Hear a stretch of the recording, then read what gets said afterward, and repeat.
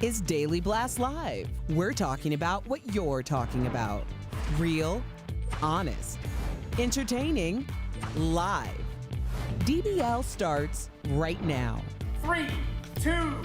Very strong. I love it. Welcome to DBL. It's Thursday, October 8th. I'm Tori here with Jeff, and Brandon joins us from home. Oh, Brandon looking sharp. Very nice. Both you gentlemen looking fantastic. Wow. We have a lot to get to. Did y'all watch last night's debate? I did. You did? Brandon, I did. You as well? Sleepy. Okay. Yeah. Well, compared to the presidential debate, you're right. I watched it. That's good, because last night was very much more civil, but there were still some fiery moments between the candidates. So we put together a little compilation for you. Go ahead and take a look.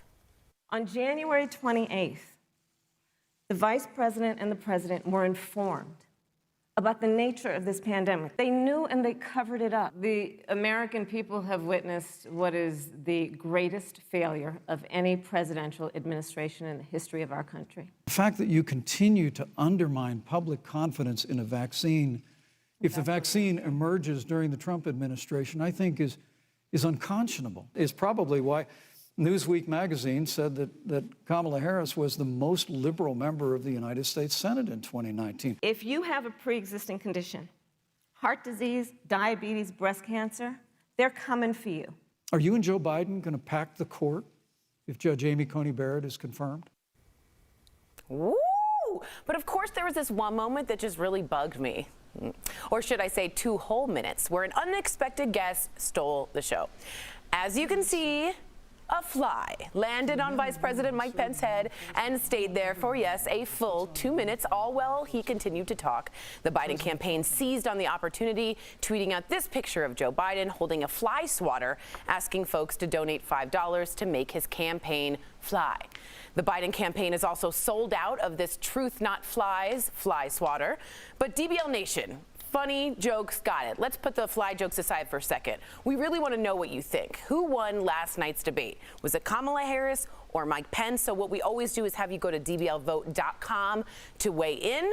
What was your first take, Jeff? Who do you think won? Well, the funny part is the fly one. Because that's all people write on social media. Yes. We're talking about it. Every news outlet's talking about it. And there's really important issues on the table, and America's like, Harold, what's a filibuster? Heck, if I know there's a fly in that man's head. That's America, okay? That's where we're at right now as America. Okay. That aside, because the fly thing is not of any importance whatsoever, I thought it was great, okay? I thought the debate was great. I thought they both did great. I thought Mike Pence did an excellent job. That's not really the reviews I'm seeing, but I know how hard it is to stand up from Donald Trump being on this show, so I know what an excellent job he did doing his part to stand up for his president. So I applaud him from that. I think Kamala Harris did a great job making her points. I thought being civil with each other was so much more communicative. Yeah, that was great. Well said. But I mean, I enjoyed the debate. I almost wish these two were our presidential candidates because I could listen, I could hear, they were civil with each other. Mike Pence was very complimentary to Kamala Harris, which I thought was something that is like, what was that, from the 70s? Yeah, remember that? You can't say, how are you, nice to meet you anymore. Right. So, I don't know, I did enjoy it, Tori. I thought it was 100% better than the other one. I thought it was civil. Lindsay and I had an Instagram Live, our co-host, afterwards, and we both thought it was way better. I agree, Mike Pence kept his own. He's a good debater. The main thing I heard about Mike Pence was that he kept pivoting. He never answered any question. And if you don't know about Mike Pence, he's a ballerina about pivoting. You know that scene in Friends where they're like, pivot? That's Mike Pence, just so you know. He's the best at it. I thought Kamala saying, I'm speaking, was the moment. And I think, Brandon, I wanted to know your take on that and your take on the whole thing. But I think I'm speaking spoke for a lot of marginalized people everywhere, as you've interrupted me yet again. Go ahead. Well, when it comes to the I'm speaking part, I understand the message, the deeper message within that, Tori, because you see a lot of women saying, like, this is how women feel at the workplace when they're trying to say something, but their male counterpart just jumps in. But at the same time, it's a debate. You have 2 minutes to say what you have to say, and it may take an extra 15 seconds. It's just like when we're on this show and we want to go to commercial, we're still hitting a point, a valid point. You don't want to just end it there and go straight to commercial. So I see that on both sides. But as of the debate, I know I was joking around and I did the whole, I was nodding off. You know, this country, we've gotten so accustomed and so used to politics being some sort of WWE wrestling match that when we actually saw policy and civility that it was boring to us. But at the same time, Tori and Jeff, I want to ask you as well, because you were saying how Vice President Pence kind of dodged some questions. So did Senator Kamala Harris. I don't think that should be allowed during a debate anymore. That's Washington, D.C. you should take on That's these Washington, tough questions. D.C. You will always have people not answer the questions and say nothing. And they were both pros at it. And they were fantastic They both did it, to Brandon's point, and they both dodged them very politically. Absolutely, absolutely. Can I ask one question real fast that I just don't understand? Yeah. Why do we have to put a time limit on these debates? Why do they only have 2 minutes? I want to hear everything they have to say as well as their counterpoints. We let football run into triple overtime and we cancel everything past that. If an NBA game goes long, we go an hour long. This is the rest of our country. This is our country for 4 more years. We can't give them a half hour, an hour, 2 hours. Let them go all night. I don't understand. You're making my heart so full, but what you just But why do you have to put? Because of priorities. So what do you think about packing the court? Sorry, we're out of time. Think about, what do you mean we're out of time? Because what does America prioritize? Football, sports, the moneymakers. Politics isn't a primetime getter. It just has turned into a circus. So now we want more. But to hear you say you want more politics, like my heart has grown 5 times bigger. I didn't even know what a Democrat or Republican was 5 years ago. I didn't even know. I was like, I don't care who it is. I love this. Go ahead, Brandon. I love that. Go ahead, Brandon. Love you. I don't think he's saying he wants more politics. I think he's saying he wants more policy, more transparency. Because I understand what you're saying about football going on to overtime, but that's just a silly game. This is something that affects millions and hundreds of millions of Americans. So I'm with Jeff on this, to where it's like, look, if I'm a single issue voter and I really want to hear this person talk about gun control or police reform, I don't want that to get cut off, because my vote depends on what this person is saying or how they're going to run the policy, well, that's from, or how this person is going to run the country. From your lips to advertisers' ears. That's what How proud of you are of me and Brandon right now? I just can't. I'm cavelling. If you don't know what that means, it's like I can't even with emotion. All right, let's get some comments from all of you, all across the board. Some of you wrote in a lot to me and Lindsay that Mike Pence didn't actually physically look well, that he had sort of a pink eye that was trending on Twitter, that the New England Science of Medical Journal said that's part of a symptom of COVID. And I'm not saying anything, but I wanted to bring that up as something that a lot of you wrote in. Kate from Twitter says, still think we need a mute button. Gina from Twitter says, let's be fair, Kamala and Pence both had strong moments. At least they acted like adults. I totally agree. I didn't want to. Yeah. Mindy says, at the end of the day, we're voting for president, not VP. That was very clear, and that was even a question about both of you might have to take over. And Frank said, Pence knocked it out of the park. Just because you're a man and say something doesn't automatically make it lecturing or mansplaining. And I think he did hold his own when he said, you can have your right to the your time, but not the facts. And he played that respectfully. How about, I know we want to get to one more story, but we're talking about now visuals, right? People want to talk about the fly in the head, his eye. What about Kamala's visuals, right? Because a lot of people don't know a lot about politics, me included, and her eye rolling, her grinning, a lot of feedback on the internet was, I don't like that. I don't like the way she's dismissing Mike Pence, and he was very civil about that. So if you want to talk visuals, how do you think she did in that department? Because a lot of people see it as a strong woman, a lot of people see it as dismissive. And a lot of people then compared, which happens when you get to politics, it's a ping pong game, Trump doing a lot of these kind of face rolls the whole time. So it happens on both. It was a decision, it was a strategy, and I thought it felt like a mom seriously looking at a child. I thought it was effective. Let's see what the audience thinks. 63% of you think Kamala won, and 37%, again, that's the base, the 38%. All right, well, let's move on to the next presidential debate. It will now be virtual. That's according to the Commission on Presidential Debates, who said that it was best for the health and safety of all involved. But just this morning, President Trump said he will not be participating if it's virtual, calling it, quote, ridiculous and not acceptable. I just want to show you guys from 1960. This is Kennedy and Nixon at their third debate. Take a look. This is in black and white.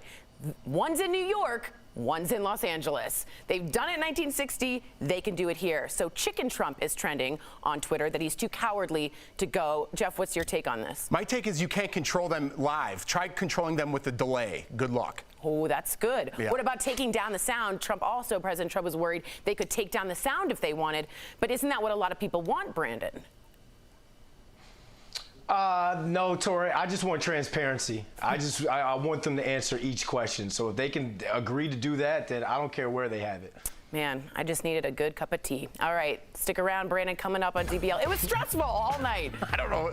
That came out of nowhere. Yeah, She's totally. not loving it. Hey, who doesn't like cake? Flamingos. Wait till you find out why a woman lost it inside a McDonald's, totally trashing the place. We'll be right back. See yourself. Welcome back.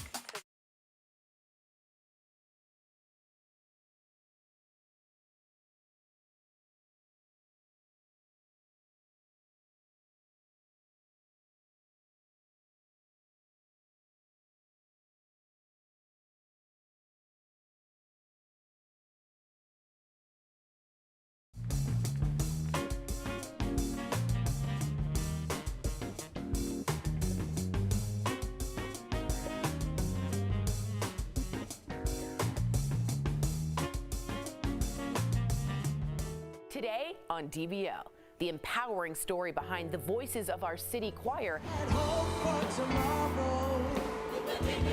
made up mostly of singers facing homelessness. That's today on DBL.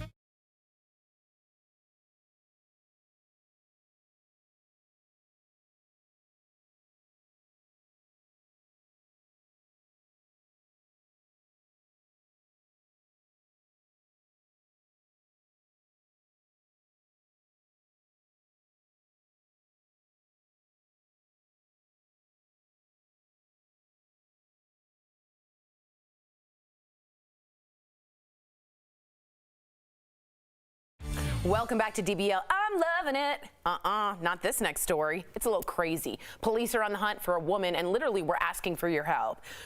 You can see the woman here. She comes in to confront McDonald's staff over a mix-up with her drive-through order. That's when she completely freaks out, and she actually begins to assault the employees. This is not a laughing matter at all. Throwing all the items on the counter at them. She even picks up a cleaning in progress sign and then throws it at them. Then she goes for a larger sign, hurls it at them over the counter. One employee did end up with a cut on their face. This did happen back in August, but we're still trying to find that woman. But throughout the 4-minute video, you see this one elderly gentleman. He keeps trying to de-escalate the situation with his hands up. He stands between her and the counter. He even tries to talk her down. So we're showing this for 2 reasons. One, we'd love for you to take a look and see if you recognize this person, but also I want to know if you would get involved in this situation. Brandon, I have a take. What would you do if you were in that McDonald's? I'm going to sit back with my milkshake and I'm going to watch this spectacle happen. I am not jumping. I'm not jumping in on something like that, you know, because usually I'm glad that old man kind of did, but I didn't think he needed to, you know. But this is what happens when the Hamburglar's girlfriend tries to keep it McReal and it goes McWrong. Brandon. Like, come on. Like, what? Brandon. What? What'd I say? That was like assault, brother. Don't you think that was terrible? No, I thought it was funny. It was a clever take. No, the actual thing.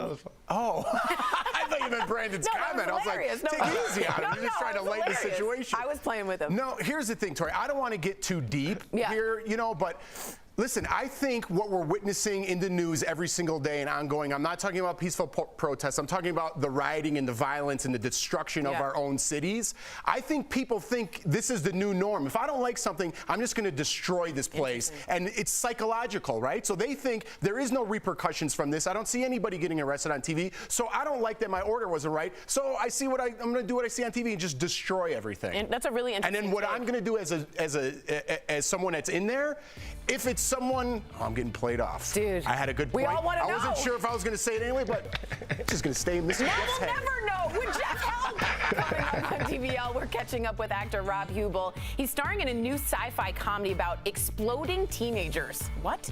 Yeah, it's amazing. He'll tell you what that's all about coming up next. Would you? You wouldn't.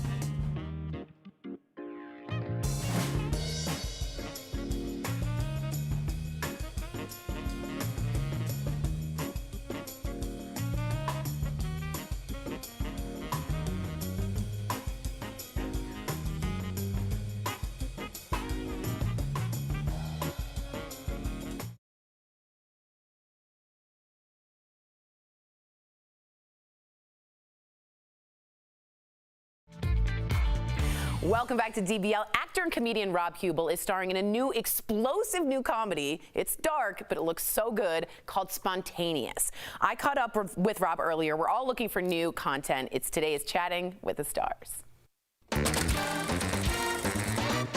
Rob Huebel, welcome to DBL. You're clairvoyant because a lot of what you're doing during this quarantine is about medical quarantining issues. Proud of you, buddy. But first, we have a viewer question. You starred in HBO's I Know This Much Is True with Mark Ruffalo, aka the Hulk, and I heard you gave Hulk a run for his money by eating 40 pounds of crab legs for one scene. Can you just talk to me about that crab intake?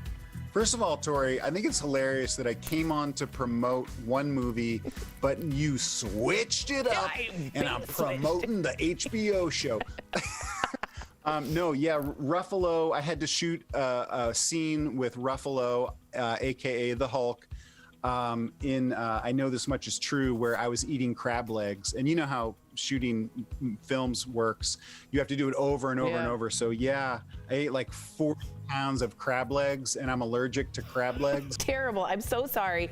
As I was saying, you're clairvoyant, and another example of art hitting close to home. Your new dark comedy, Spontaneous, deals with a different, more explosive pandemic. When the hell are they going to let us out of here? When they know it's not going to happen again. And what's going to happen again? It happened again a lot. What was that like? The satire, they spontaneously combust. Is that right? The teenagers? Yeah, it's kids in a high school that start to spontaneously combust, which was my worst fear growing up. Like, I was so worried that I was going to spontaneously combust. I don't know anyone that's actually done that. So this is a dark comedy about that, super bloody, like so much blood, but then it becomes this really cool, smart love story. E.T. Elliot. And strangely, you know, we shot it a long time ago, but it feels like a metaphor for what we're living through right now. And to be honest with you, I watch a lot of like true crime, Netflix documentaries, like dark stuff. And I just really need a new comedy. Does that make sense to you? Like, what is it like to have a distraction like that? And what have you been watching on Netflix? Is it like me, dark?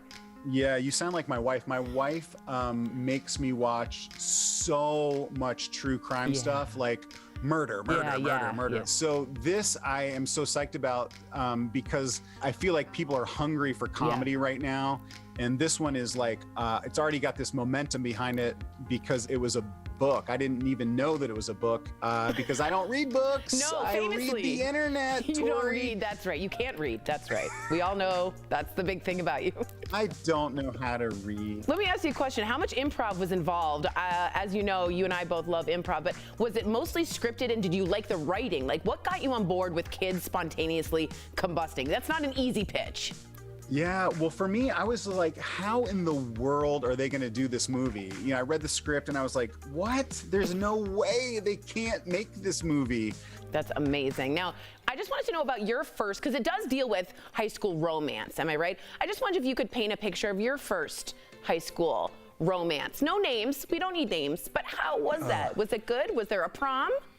Yeah, it was terrible. I was super awkward in high school, which, as you know, is why people get into comedy. And I'm so uncomfortable with myself that I just continued to try more and more comedy. And I just got lucky that eventually I was able to make a living doing this and do some smart, cool movies and TV shows. So I just got lucky.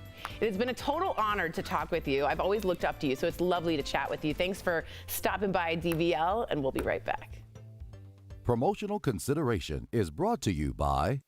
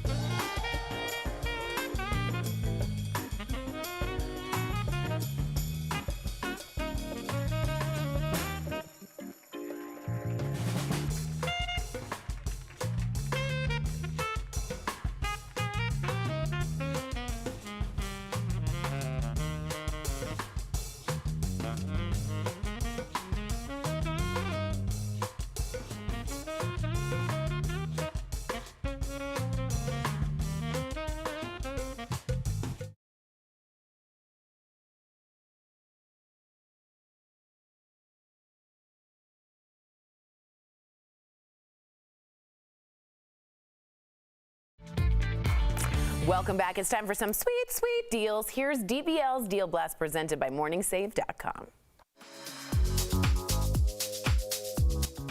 All right, what do you have for us today, Stephanie? Now, the Magic Chef 1.6 quart compact air fryer. So this cooks up golden, crispy goodies in minutes with no oil. It has a non-stick fry basket, so you don't have to worry about scrubbing any stains. Now, normally this is $55, Tori. We've got it for $29, which means you're saving 47%, Tori. Ooh, fry me up some savings. Next up, Tori, these little babies are the Magic Beats Pro 6-hour true wireless earbuds. Look at these. So they are so long lasting with up to 6 hours of use, and the case can recharge them up to 8 times. Now, normally these are $85, but we've got them for $25 for our viewers, which means they're saving 71%, Tori. Ooh, I love the rose gold. That is so you, Steph, right? Now, Tori, this, let me get it. There we go. Is the Miko True HEPA Filter Air Purifier. It comes with a 2-year extended warranty. Amazing. The filter removes 99.97% of hair, dust, bacteria, viruses, allergens. Whoa. So normally this is $140, but we've got it for $69, which means our viewers save 51%. DBL, huh? Look at that. That's nice. And last but not least, this is the 2-pack Morphe Power Station. So these little power banks will charge your mobile devices. So normally these are $60, but we've got them for $15. Means that we're saving 75%, and we all want that reassurance of being able to charge our phone when you're out and about on the go. All right, head on over to morningsave.com to snag these amazing deals at the lowest prices. You can even visit morningsave.com on your smartphone. Thank you so much, Steph. Wow. Nice. That's it? We're out of time? Yeah, I know. We can't talk about politics anymore? I just wanted to say again how proud I am and how it's exciting to see everyone grow and learn more about politics. The whole nation's doing it. So well, I can't wait 3 weeks from now to go downhill. Yeah, me too, actually. DBL do every day. We'll see you same time, same place. Bye, guys.